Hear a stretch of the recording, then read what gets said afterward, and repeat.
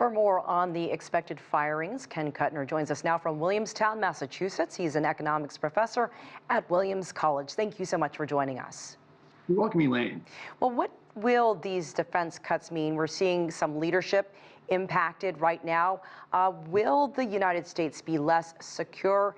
And if you can, talk about what some of the immediate economic impacts could be. Let me start with just saying that 8% per year represents an extremely drastic cut. That would be taking the budget from about $850 billion to $560 billion in 5 years. That's about $300 billion in cuts. Military spending is currently around 3% GDP, a little bit below, and that's as low as it's ever been. If cuts were to happen, the percentage would fall down to around 1.7, which would be an all-time low. The last time it was that low was in 1940, when it was 1.4%. The geopolitical implications are far-reaching, to say the least. But I do want to point out that cuts of this magnitude, we're not just talking about cutting aid to NATO. This is, we supply about 600 million a year to NATO, only 16% of its budget. So we could zero out the NATO contribution. That would only get you less than 1% of the way towards the cut we're talking about.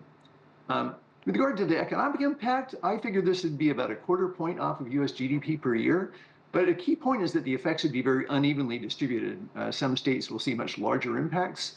In fact, many of the red states will be hit very hard. For the top 10 recipients of military spending are Texas, Florida, Pennsylvania, and Arizona. When you add up the civilian and active duty employment, 5 of the top 10 states all voted for Trump. And in fact, because of the dire economic impacts in red states, I'm betting that cuts of this magnitude actually won't happen. I think it's probably a done deal that NATO support will be gone, but significant cuts to domestic spending might finally cause the Republicans to break ranks on this issue. My conjecture is these are, to a large extent, threats intended to bring the Pentagon to heel and show the defense establishment who's boss. Right. I mean, there were reports that later this week, into the new week, some of the cuts are set to include more than 5,000 civilian workers still in their probationary phase, and we've heard some of that across some of the other agencies as well. And that looks like it could be just the beginning. What more could we see in terms of more cutbacks or layoffs when it comes to the federal government, not just with the Department of Defense, but some of the other agencies that are still perhaps in the firing line? Oh yeah, well, we've really just seen the tip of the iceberg, it seems. We're talking about we're talking about the Pentagon. We've already seen cuts to a lot of the other agencies. There are lots more to go. I haven't seen anything yet in the Labor Department. And as an economist, one thing that concerns me about cuts there is that department is a big producer of economic statistics. And one has to be very concerned about deep cuts in that area, really depriving economists of really a good read on the economy.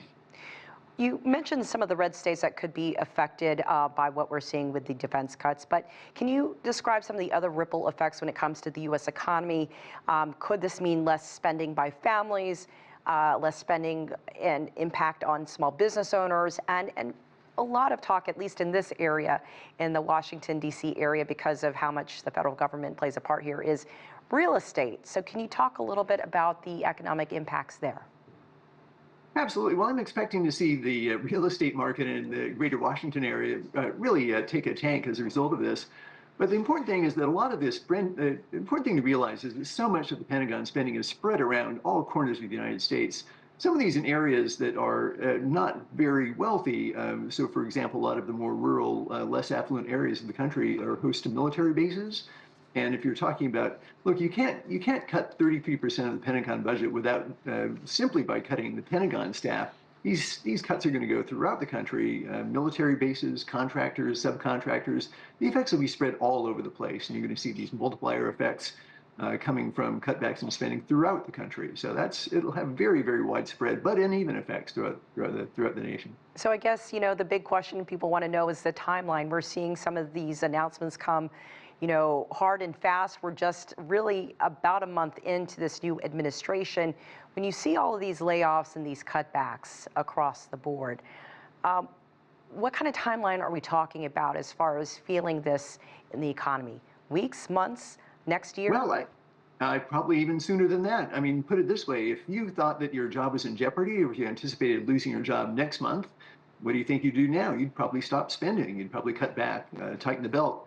And so people aren't going to wait until they actually lose their jobs. Just the uncertainty is going to lead them to reduce their spending and pull back. And in fact, I think we're already beginning to see some of that in consumer confidence numbers here. The University of Michigan number plummeted by, I think, 3 percentage points. Professor Ken Kuttner, we appreciate your insight. Thank you so much for joining us from Massachusetts. All right, good to be with you.